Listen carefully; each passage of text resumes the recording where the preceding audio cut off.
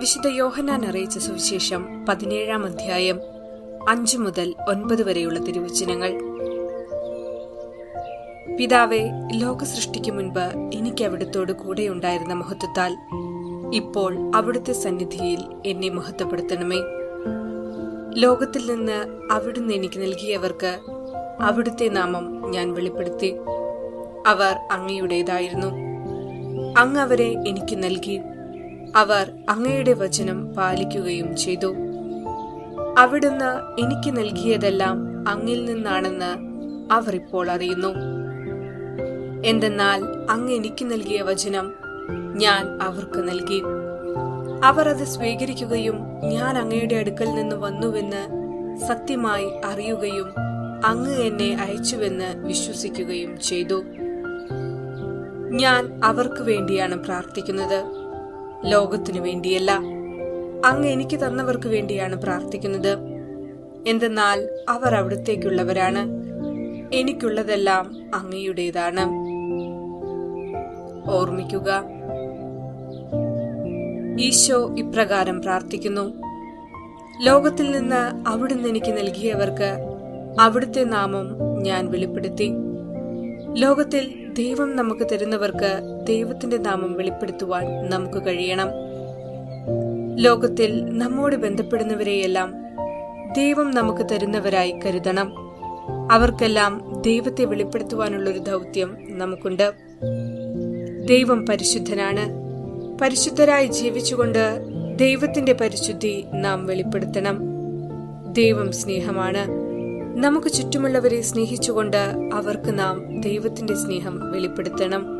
ഈശോ തന്റെ പുരോഹിത പ്രാർത്ഥനയിൽ ഇപ്രകാരം പ്രാർത്ഥിക്കുന്നു: പിതാവേ, സമയമായിരിക്കുന്നു. പുത്രൻ അവിടുത്തെ മഹത്വപ്പെടുത്തേണ്ടതിന് പുത്രനെ അങ്ങ് മഹത്വപ്പെടുത്തണമേ. പുത്രന്റെ മഹത്വീകരണം എന്ന് പറയുന്നത് അവിടുത്തെ പീഡാനുഭവവും കുരിശുമരണവും ഉത്ഥാനവുമാണ്. അവയെ ദൈവഹിത പ്രകാരം സ്വീകരിച്ച് അവയിലൂടെ കടന്നുപോയിക്കൊണ്ടാണ് ഈശോ മഹത്വീകരിക്കപ്പെട്ടത്. നമുക്കും ഇതുപോലുള്ള സഹനങ്ങൾ ജീവിതത്തിൽ ദൈവം അനുവദിക്കും. അവയെ ദൈവഹിത പ്രകാരം നേരിടുവാൻ നമുക്ക് കഴിയണം. ദൈവഹിത പ്രകാരം ജീവിക്കുവാൻ ശ്രമിക്കുമ്പോൾ നമ്മുടെ ഹിതപ്രകാരമുള്ളത് പലതും ത്യജിക്കേണ്ടി വരും. അതാണ് സഹനത്തിന് വഴിയൊരുക്കുന്നത്. ഈ സഹന ജീവിതത്തെ നമ്മുടെ മഹത്വീകരണ പ്രക്രിയയായി കണ്ടുകൊണ്ട് ഈശോയോട് ചേർന്ന് ജീവിക്കുവാനും എല്ലാവർക്കും പരിശുദ്ധാത്മാവിന്റെ വെളിപ്പെടുത്തലിന് കാതോർക്കുന്നവരാകുവാനും വേണ്ട കൃപ ലഭിക്കുന്നതിന് നമുക്ക് ഒന്നു ചേർന്ന് പ്രാർത്ഥിക്കാം.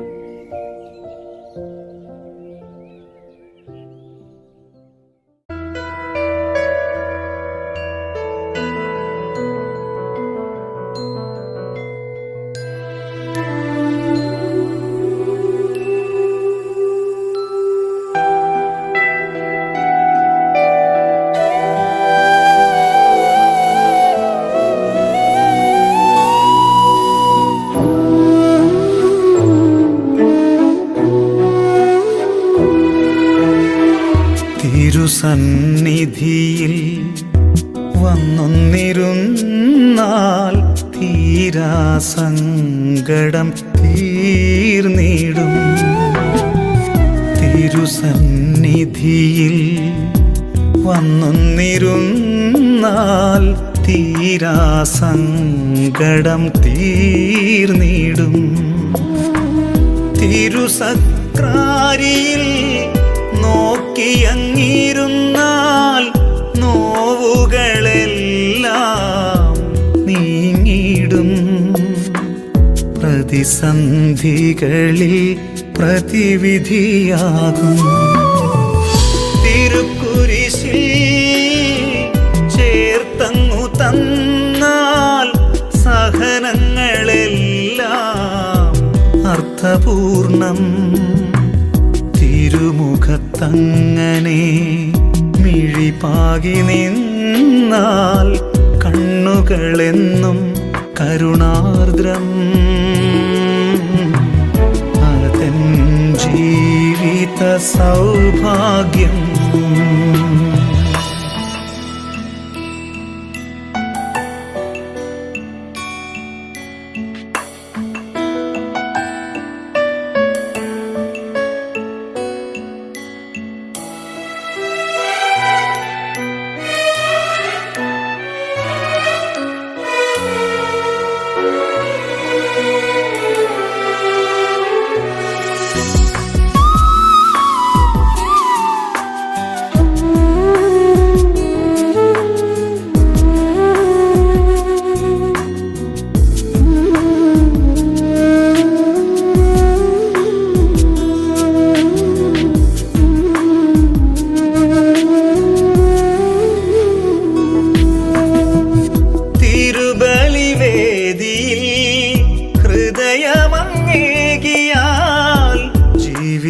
വഴികൾ ആത്മീയമാകും.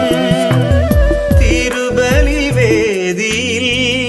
ഹൃദയമങ്ങേകിയാൽ ജീവിത വഴികൾ ആത്മീയമാകും. കർമ്മരംഗങ്ങൾ ബലിവേദിയാക്കിയാൽ ജീവിതമാകവേ അനുഗ്രഹീതം. ദൈവപ്രീതിക്കു പാത്രമാകും ഞാൻ, ദൈവപ്രീതിക്കു പാത്രമാകും ഞാൻ. തിരുക്കുരിശിൽ ചേർത്തങ്ങു തന്നാൽ സഹനങ്ങളെല്ലാം അർത്ഥപൂർണം. തിരുമുഖത്തങ്ങനെ മിഴിപാകി നിന്നാൽ കണ്ണുകളെന്നും കരുണാർദ്രം.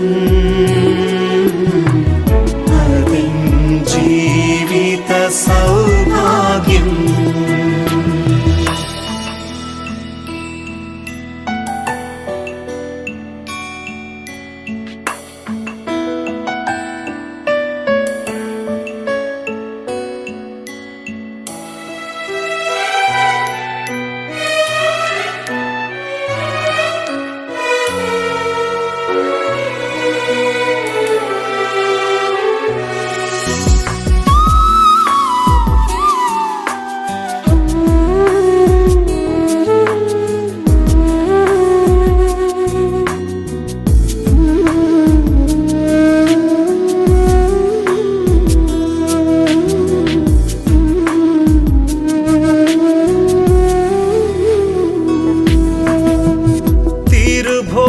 ശക്തിയിൽ ആശ്രയിച്ചെന്നാൽ അനുദിന ക്ലേശങ്ങൾ ലഘുവായിടും. തിരുഭോജ്യശക്തിയിൽ ആശ്രയിച്ചെന്നാൽ അനുദിന ക്ലേശങ്ങൾ ലഘുവായിടും. ദൈവമെന്നുമെൻ്റെ ഉള്ളിലെന്നറിഞ്ഞാൽ ചെയ്തികളെപ്പോഴും പുണ്യമായിടും. ദൈവസുതനായി ഞാൻ മാറിയിടും, ദൈവസുതനായി ഞാൻ മാറിയിടും. തിരുക്കുരിശിൽ ചേർത്തങ്ങു തന്നാൽ സഹനങ്ങളെല്ലാം അർത്ഥപൂർണം. തിരുമുഖത്തങ്ങനെ മിഴിപാകി നിന്നാൽ കണ്ണുകളെന്നും കരുണാർദ്രം. അതിൻ ജീവിത സൗഭാഗ്യം.